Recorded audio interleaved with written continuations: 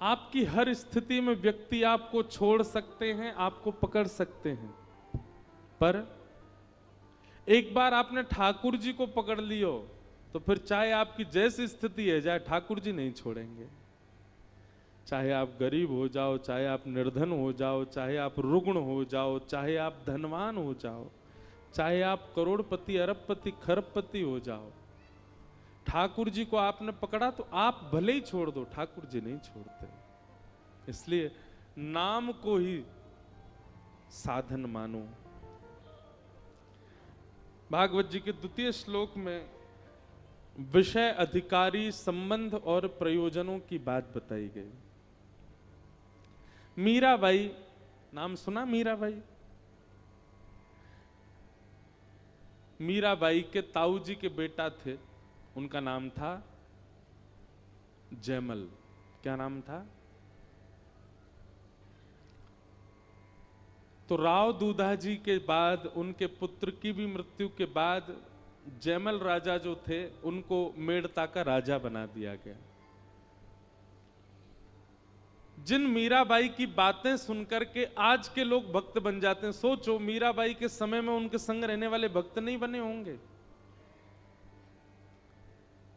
मीराबाई की कृपा से जयमल के अंदर भी भक्ति आ गई थी। एक बात हम बहुत स्पष्ट रूप से कह दें आपसे, अगर आप स्वीकार करें तो,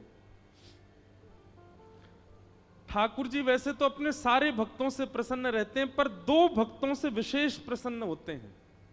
पहला वो जो बहुत धन होने के बाद भी, बहुत संपन्न होने के बाद भी, बहुत व्यवस्था और बहुत योग्य कुल में होने के बाद भी ठाकुर जी की भक्ति के आगे सब नतमस्तक कर देता है, उससे बहुत प्रसन्न रहते हैं। और दूसरा, जो कुछ ना होने के बाद भी, कोई व्यवस्था ना होने के बाद भी, श्रेष्ठता ना होने के बाद भी कभी ठाकुर जी से शिकायत ना करते हुए भी समर्पित रहता है। समझ में आई बात? हमारे पास दोनों में ही अव्यवस्था है। हम लोग बहुत धनवान हो जाते हैं तो सबसे पहले भूलने का काम ठाकुर जी को करते हैं। व्यक्ति खुद पूजा करता है भगवान की, लेकिन जैसे ही बहुत धनवान हो जाता है, बड़े घर में चला जाता है, महलों में रहने लग जाता है, फिर पुजारी जी रख लेता है, ठाकुर जी की सेवा पुजारी जी करेंगे। और ठाकुर जी की क्या, अब तो सब जगह ही हो गया है। माताएं भी जब बच्चे हो जाते हैं तो फिर उनके लिए एक दूसरी सेविका रखते हैं, खुद नहीं उसको उठाती घुमाती, उसकी भी सेवा करने वाली एक संग रहती है। तब भगवान सोचते तो होंगे, अरे जो मेरी क्या सेवा करेंगे, अपने खुद के बच्चे तो संभाले नहीं जा रहे इनसे, उसके लिए भी इनको कोई ना कोई सेविका चाहिए, हमारी क्या सेवा। तो बहुत धनवान होने पर, बहुत संपन्न होने पर भी हमसे भक्ति छूट जाती है, और बिल्कुल निर्धन हो जाने पर, बिल्कुल अव्यवस्थित हो जाने पर भी हम बहाने या फिर कहीं शिकायत करते हैं, ठाकुर जी आपने हमको संपन्न बनाया नहीं, हम कैसे करें, आपने हमको दिया ही नहीं है तो हम कहां से अर्पित कर रहे हैं।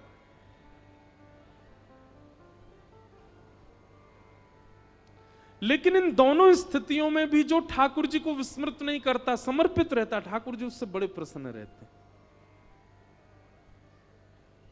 मीराबाई के प्रति प्रसन्नता का कारण ही इसीलिए था ठाकुर जी का, वो तो एक पूर्व जन्म की कथा आदि सब मिश्रित है, पर फिर भी मीराबाई के पास सारी व्यवस्थाएं थी, उसके बाद भी मीराबाई ने भक्ति को चुना। और उन्हीं मीराबाई की कृपा दृष्टि से वह गुण आया उनके भाई जयमल के अंदर। उनके ताऊ जी के बेटा थे जयमल, मीराबाई को अपनी गुरु स्वरूप में देखते थे। आज सुबह जयमल जी का चरित्र पढ़ रहा था मैं, तो श्री जयमल जी के चरित्र में आता है कि जब जयमल राजा बन गए मेड़ता के, तो उन्होंने एक नियम बनाया। बोले क्या? वो 4 घंटे बैठ करके ठाकुर जी की सेवा करते थे और नाम स्मरण करते थे नेत्र बंद करके। और उन 4 घंटों का नियम था कि चाहे आक्रमण हो जाए, चाहे ब्रह्मा जी आ जाए, चाहे दुनिया का कोई व्यक्ति आ जाए, इन 4 घंटों के बीच में यदि किसी ने भी जाकर के जयमल को छेड़ा या जयमल को उठाने का प्रयास किया, उसको मृत्यु दंड मिलेगी। ठाकुर जी की सेवा के बीच में कोई जयमल को छेड़ता नहीं था। पूरे राज्य को पता था इतने बजे से लेकर के इतने बजे तक, इस काल से इस काल तक हमारे राजा जो हैं वो सेवा में रहते हैं ठाकुर जी की में। चाहे दुनिया इधर उधर हो जाए, जयमल की भक्ति नहीं इधर उधर होती थी। ऐसा कठोर नियम उन्होंने बना लिया। इसके 2 कारण थे। पहला कारण यह था कि जयमल अपने नियम के प्रति बड़े सजग थे, और दूसरा कारण यह कि इस नियम की वजह से ना जाने राज्य के कितने लोगों के अंदर यह भाव आया, जब हमारा राजा 4 घंटा बैठ के भजन करता है, हम भी 4 मिनट कर लिया करें। 4 घंटा वो ठाकुर जी को समय देते हैं अपने पूरे जीवन को, इतने संपन्न होने के बाद भी हम 4 मिनट नहीं दे सकते। तो जयमल की देखा देखी राज्य में कई लोगों ने नियम बना लिया, किसी का 1 घंटे का, किसी का 2 घंटे का। यह भी एक तीसरा लक्षण है कि आपके नियम को देख करके, आपके भाव को देख करके किसी के मन में भाव उत्पन्न हो कि मैं भी सेवा किया करूं, तो भी ठाकुर जी प्रसन्न होते हैं। एक बार की बात है कि जयमल के पड़ोसी राज्य के एक राजा, वो जयमल से बहुत द्वेष मानते थे। उन्होंने बहुत बार प्रयास किया जयमल जी के ऊपर आक्रमण करने का, पर जयमल बड़े योद्धा थे, बड़े वीर थे, नहीं कर पाए। तभी उनको किसी ने जाकर के बताया, बोले जयमल राजा का एक नियम पता है आपको? बोले क्या? बोले वो 4 घंटा के लिए ठाकुर जी की सेवा में जाते हैं, और जितनी देर वो ठाकुर जी की सेवा में जाते हैं उतनी देर नियम है, कोई उनको जाकर के छेड़ नहीं सकता, कोई उनसे कुछ बोल नहीं सकता।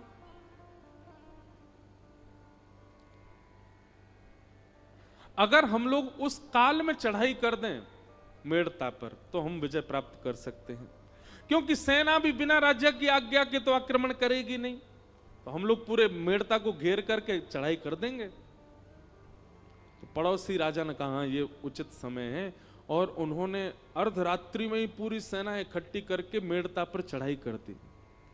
और मेड़ता ठीक उस समय पहुंचे जिस समय जयमल अपने भजन में बैठ गए थे,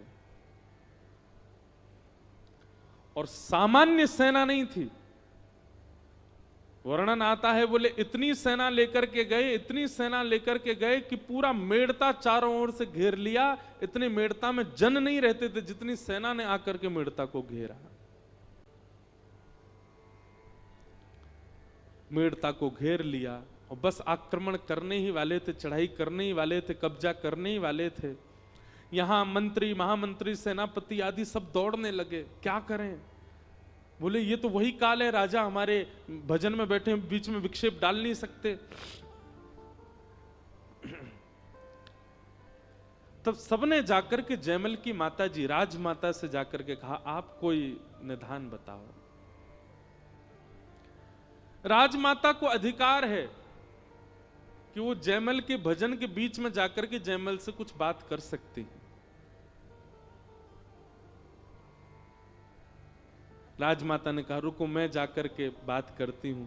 तो जयमल अपने साधना में बैठे थे, भगवान की सेवा आदि करके, पूजा निवेदन करके, श्रृंगार आदि करके, नाम जप करके, इत्र की सुगंधी फैली है, सुंदर दीप जले हैं, और जयमल नेत्र बंद करके ठाकुर जी का मानसी चिंतन कर रहे हैं। तभी राजमाता ने जाकर के कहा, पुत्र जयमल, हमारे मेड़ता पर पड़ोसी राजा ने चढ़ाई कर दी है, चारों ओर से सैनिकों ने घेर लिया है। तुम्हारी आज्ञा के बिना हम कुछ कर नहीं पाएंगे। तुम्हारी साधना ना छूटे, तुम्हारा भजन ना छूटे, ये हमारा प्रयास है, पर कुछ तो आज्ञा करो। अरे कुछ नहीं तो केवल आक्रमण ही बोल दो, मंत्री, सेनापति, महामंत्री सब संभाल लेंगे। जयमल जी ने बाकी बात तो नहीं सुनी, केवल इतना सुना कि मेड़ता को पड़ोसी राजा ने घेर लिया है।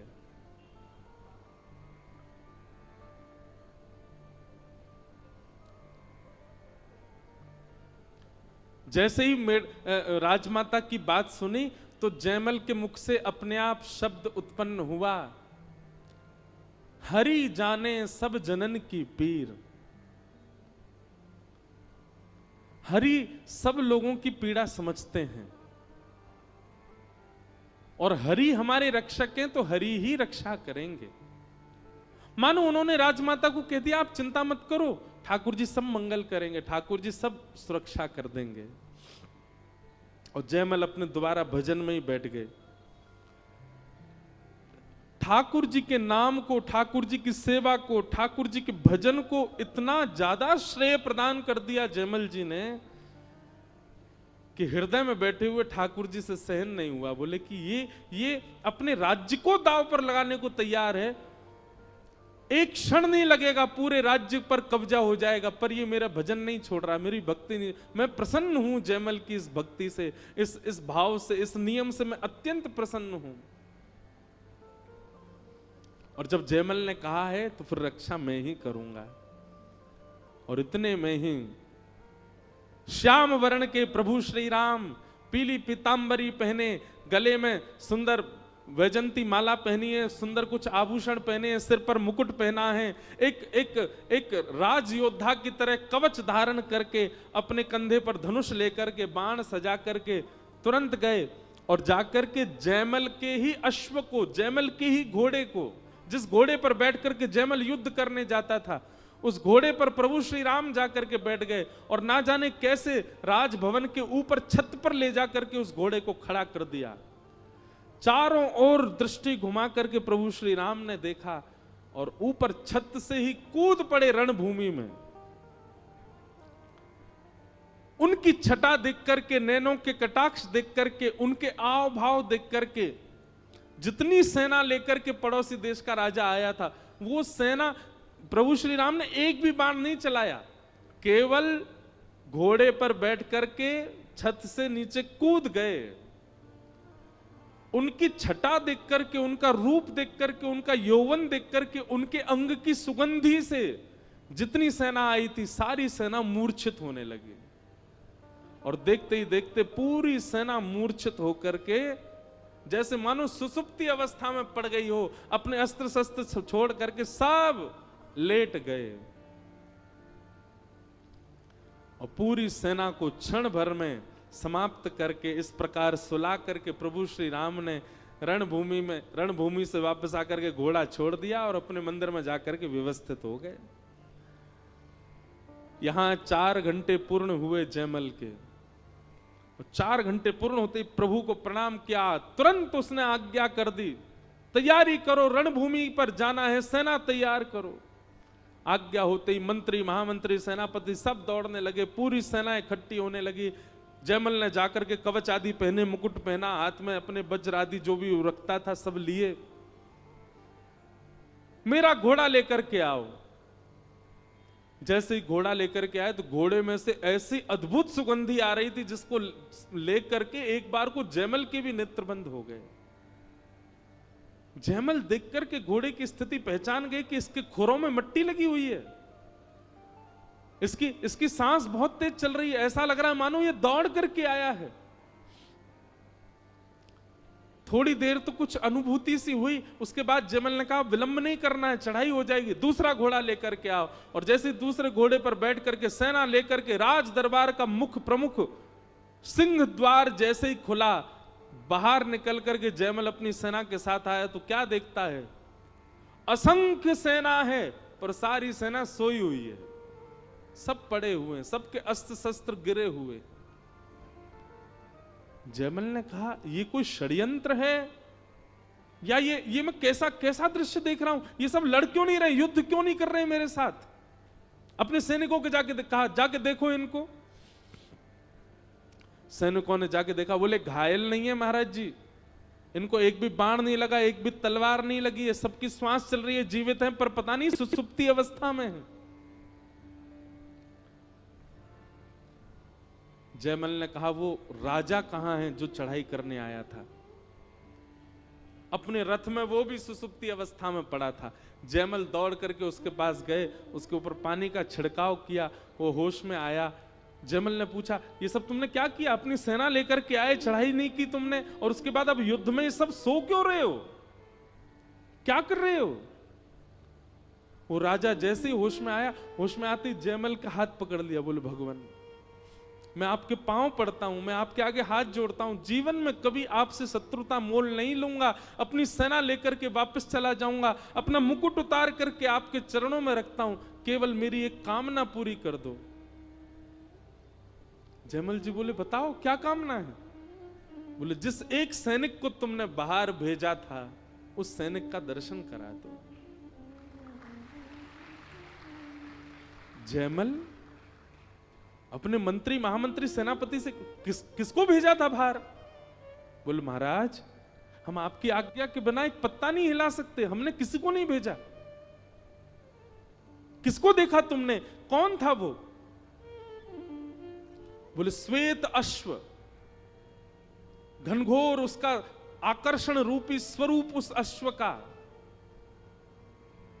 उसके ऊपर नील वर्ण का वो योद्धा, कवच पहन करके, हाथ में धनुष बाण लेकर के, तुम्हारी छत से ही अश्व कूदा दिया उसने। हम तो वही देख करके हैरान रह गए, इतनी ऊंचाई से अश्व से कैसे कूद सकता है कोई? उसने किसी को नहीं मारा, वो केवल एक बार हम सब के आगे से घूम के चला गया। उसके तिरछे चितवन, उसके कटाक्ष नयन, उसकी मधुर मुस्कान, उसकी अति सुंदर नासिका, उसके कानों के कुंडल, उसके घुंघराले केश, उसका यौवन ही ऐसा था कि उसको देख करके हम सब अचेत हो गए।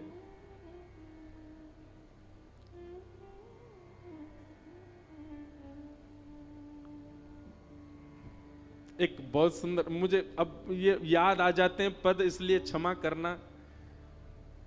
सरस माधुरी जी का एक पद है, ठाकुर जी कैसे हैं? बिहारी तेरे चितवन काम कटारी, बिहारी तेरे चितवन काम कटारी। बंधुओं नेत्र बंद करके दर्शन करो, श्याम वर्ण के ठाकुर जी, पीली धोती पहनी है, बिल्कुल बिल्कुल योद्धा की तरह तैयार हुए हैं। नन्हे से ठाकुर जी हैं, कवच पहन करके, धनुष बाण हाथ में लेकर के, अपने कटाक्ष नेत्रों से केवल दृष्टि घुमा रहे हैं। उनकी दृष्टि घुमाने मात्र से जिस पर दृष्टि पड़ती है वही घायल हो रहा है।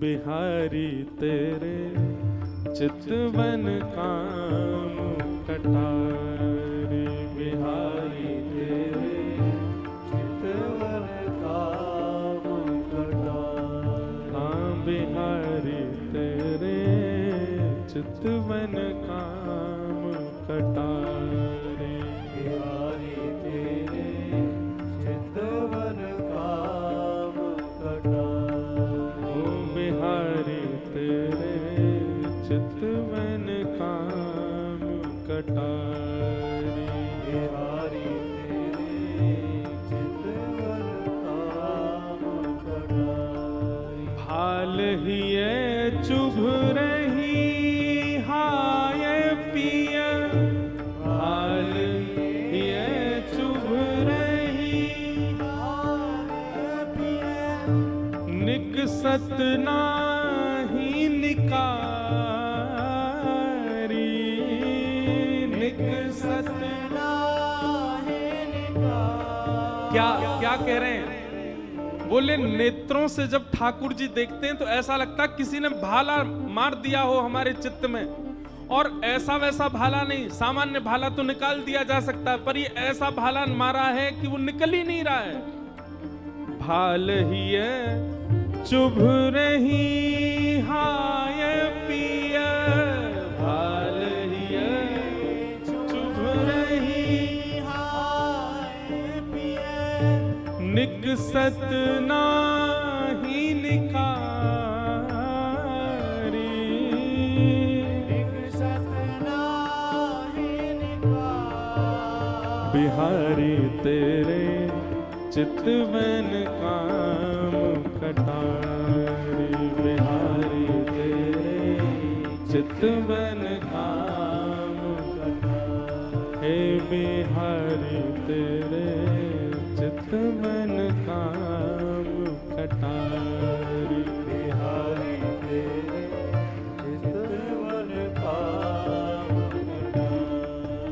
वो राजा वर्णन कर रहा है। मुस्कन मंद मयान श्रीमुख सो, मुस्कन मंद मयान श्रीमुख सो, हंस हंस ऐसी मारी,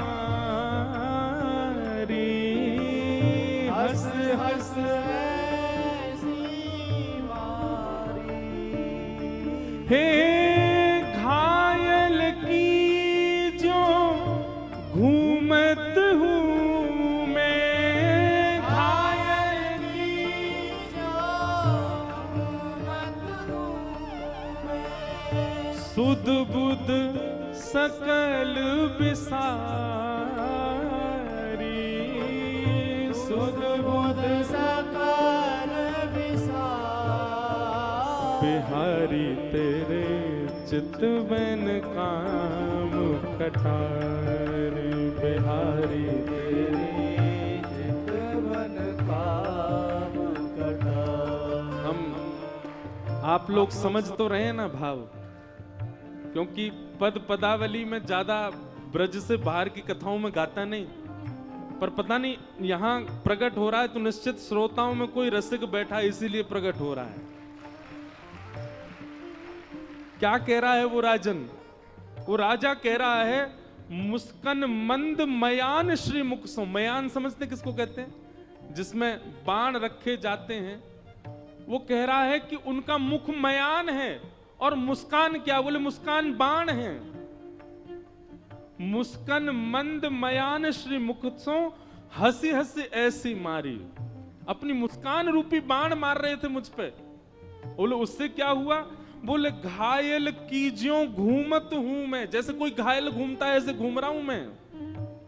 सुध बुध सकल बिसारी। और फिर क्या कह रहे हैं?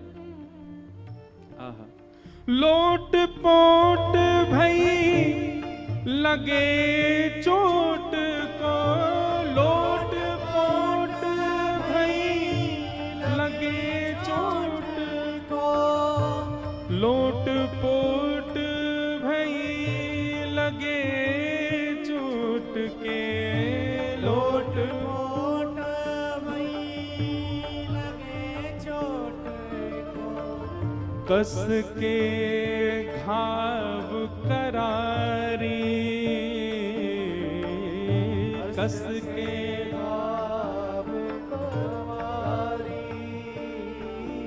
हाँ, कस के घाव करारी,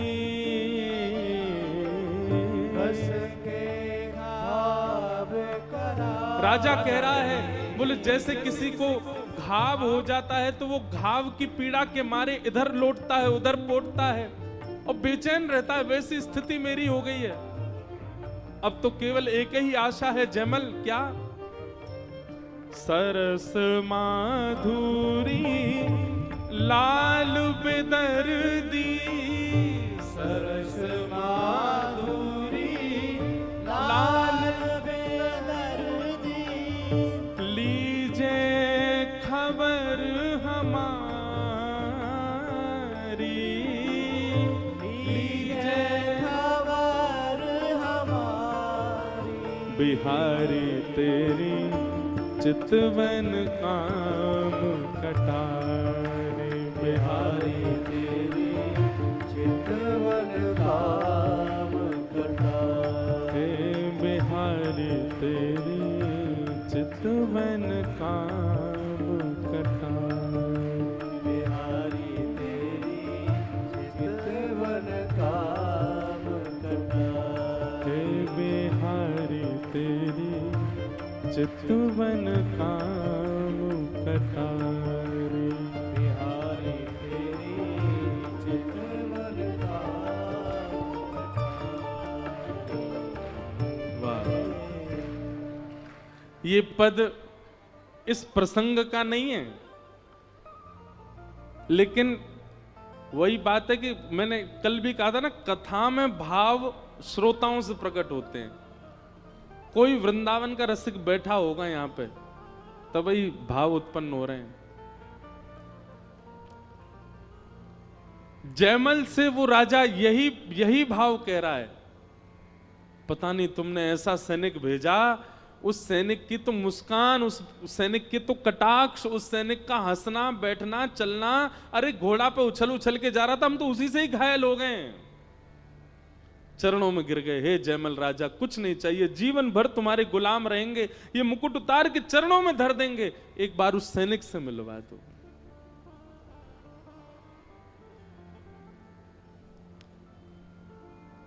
जयमल के नेत्र सजल हो गए और वो कड़ी से कड़ी जोड़ने लगा, मैं साधना में बैठा हूं, मेरी आज्ञा के बिना कुछ हो नहीं सकता। राजमाता ने आकर के मुझको कहा कि चढ़ाई हो गई है, तब मैंने कहा हरि रक्षा करेंगे, कहीं ऐसा तो नहीं हरि ने ही रक्षा की हो। और तभी उसने मन में विचार किया कि मेरे घोड़े में से एक अद्भुत सुगंधी आ रही थी, उस घोड़े के पैरों में मिट्टी लगी थी, वो घोड़ा हाँफ रहा था, शायद ठाकुर जी इस घोड़े पर बैठ करके गए हों।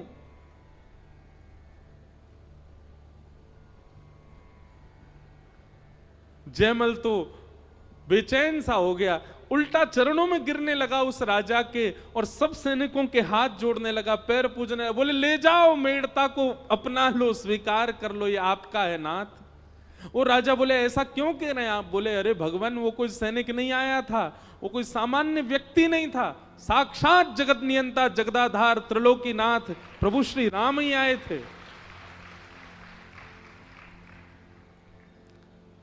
मैं तो भजन करता हूं 4 घंटे, मैं तो साधना करता हूं, पर कभी प्रत्यक्ष नहीं देख पाया। धन्य है आप लोग जो आपने उनका प्रत्यक्ष दर्शन किया।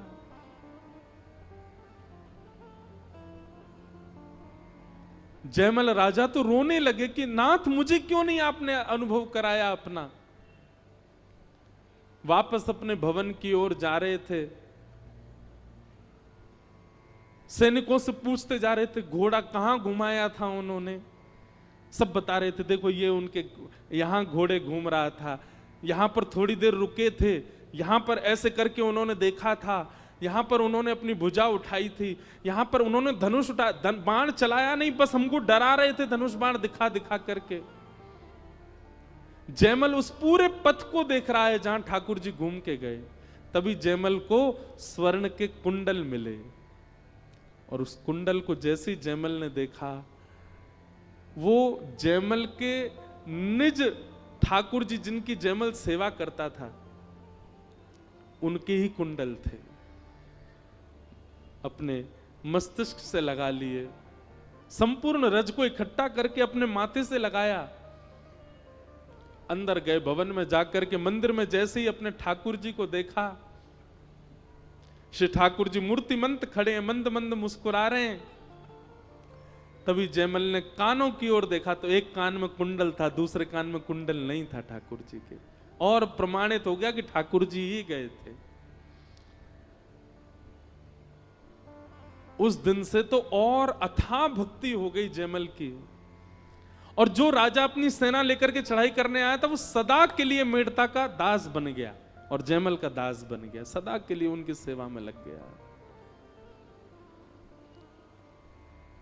बहुत संपन्न होकर के भी ठाकुर जी की भक्ति का त्याग ना करे, ठाकुर जी को बहुत अच्छा लगता है, और बहुत विपत्ति आने पर भी ठाकुर जी की भक्ति का त्याग ना करे, ठाकुर जी को बहुत अच्छा लगता है। दोनों स्थिति में सम रहो ठाकुर जी के प्रति।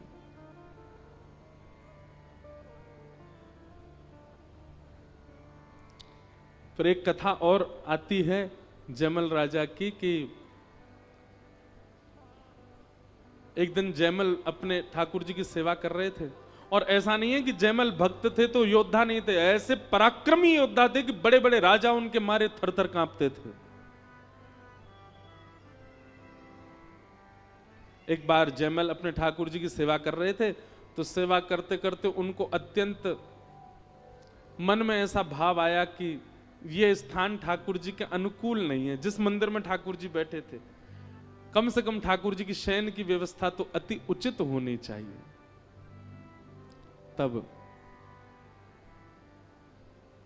जयमल ने एक सुंदर कुटिया बनवाई और उसमें ठाकुर जी की सारी व्यवस्था करी, शयन की, पंखा लगाए, गादी जी लगाई, सब व्यवस्था की, सुंदर इत्र का छिड़काव करके पूरी कुटिया को आनंदित कर दिया।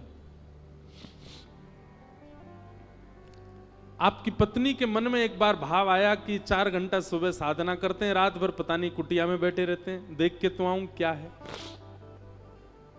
जयमल ठाकुर जी को शयन करा करके अच्छा, जयमल के ठाकुर जी रहते मंदिर में ही थे, कुटिया केवल उसने भाव के लिए बनवाई थी कि ठाकुर जी रात में जब आपको शयन करना हुआ करे तो आप कुटिया में आ जाया करो।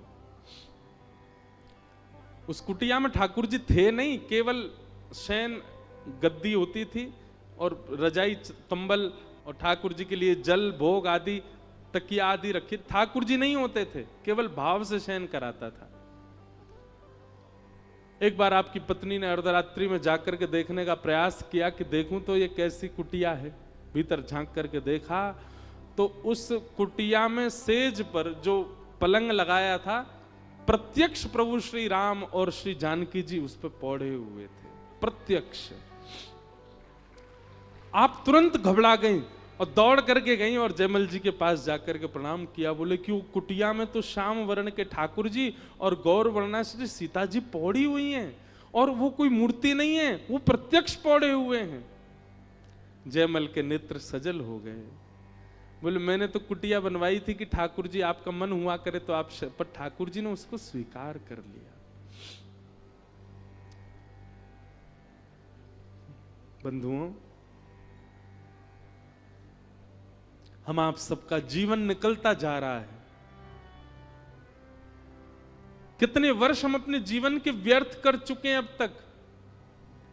अब आगे कितने और शेष हैं, हम आप सब में से किसी को नहीं पता। इसलिए भैया, ये कथा सुनकर के, वैष्णव संग करके और ये इस प्रकार के भावों को सुनकर के जग जाइए, सचेत हो जाइए और लग जाइए ऐसी भक्ति में कि जिससे अंत काल आए उससे पहले पहले ठाकुर जी का साक्षात्कार तो हो जाए, हमको थोड़ा अनुभव तो हो जाए हमको ठाकुर जी का। संसार के प्रपंचों में लगे रहने से कुछ नहीं मिलने वाला है, केवल कुछ दिन का सुख मिलेगा, बाद में दुखी होना ही पड़ेगा। लेकिन कहीं ऐसी स्थिति में आ गए कि प्राण निकलने को हो गए तो फिर कुछ नहीं कर पाओगे। इसलिए अभी समय है, लग जाइए ठाकुर जी के भाव में और कर लीजिए वो अनुभव जो मीराबाई ने किया है, जो जयमल ने किया है, जो सूरदास ने किया है, जो कुम्मनदास ने किया है, जो गोविंद स्वामी ने किया है। उस अनुभव से और उस अनुभव तक पहुंचाने का एक ही मार्ग है हमारे पास, श्रीमद् भागवत की कथा। यह भागवत की कथा उस अनुभव की स्थिति में निश्चित पहुंचा देगी।